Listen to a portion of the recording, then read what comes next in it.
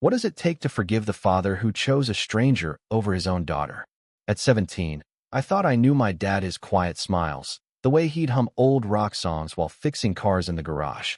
He was my anchor, the one who'd bandage my scraped knees and tell me I could be anything. But that was before Monica, his new wife, walked into our lives and tore it all apart. I was a junior in high school when Dad met her. Monica was all charm and sharp edges, a woman who knew how to twist words into weapons.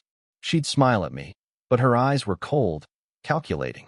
Within months, she'd moved into our house, rearranging furniture and my life with it.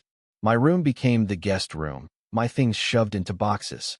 She'd whisper to Dad when she thought I couldn't hear, planting seeds of doubt. "She's lazy, Tom. She's holding you back." I wasn't perfect. Maybe I skipped chores or stayed out late, but I was a kid, not a criminal. By the time I turned 17, Monica's campaign had worked. One night, Dad sat me down, his face tight with guilt he wouldn't admit.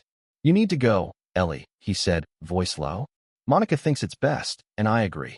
You're old enough to figure things out." I stared at him, waiting for the punchline, but none came. Monica stood in the doorway, her lips curved in triumph. I packed a bag, took the $200 he slipped me, and left. No goodbye hug. No apologies. Just the sound of the door clicking shut behind me. The next 7 years were a crucible. I couch surfed, worked dead-end jobs, waitressing, cleaning houses, anything to survive. I learned how to hustle, how to smile through exhaustion, how to keep going when the world felt like it was collapsing. I got my GED, took night classes, and landed a job as a graphic designer.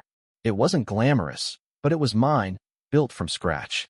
I found a tiny apartment, a cat named Jasper, and a life I could call my own.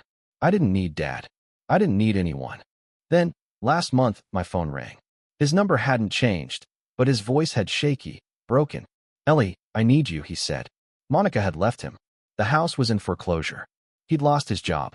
He was sick, something about his heart, and the bills were piling up. "I made a mistake," he whispered. "Please." I stood in my kitchen, gripping the counter, my heart pounding with a fury I thought I'd buried. He hadn't called in 7 years. Not once. I could have hung up. I wanted to. But something stopped me. Maybe the memory of his hands teaching me to ride a bike, or the way he'd cry at sad movies and pretend he didn't. I agreed to meet him, not promising anything. He was waiting at a diner, thinner than I remembered, his hair gray, his eyes sunken. He looked like a man who'd lost everything.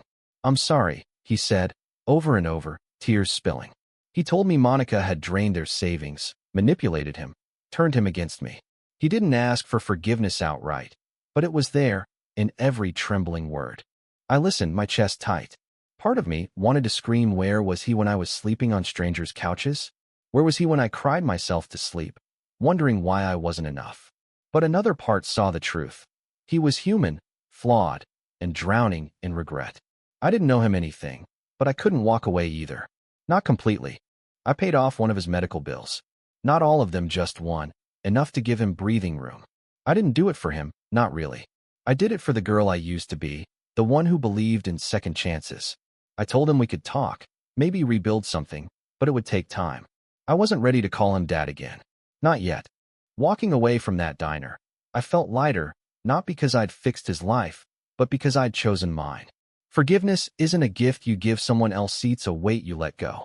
I don't know if we'll ever be what we were, but I know I'm stronger than the pain he caused. And that's enough.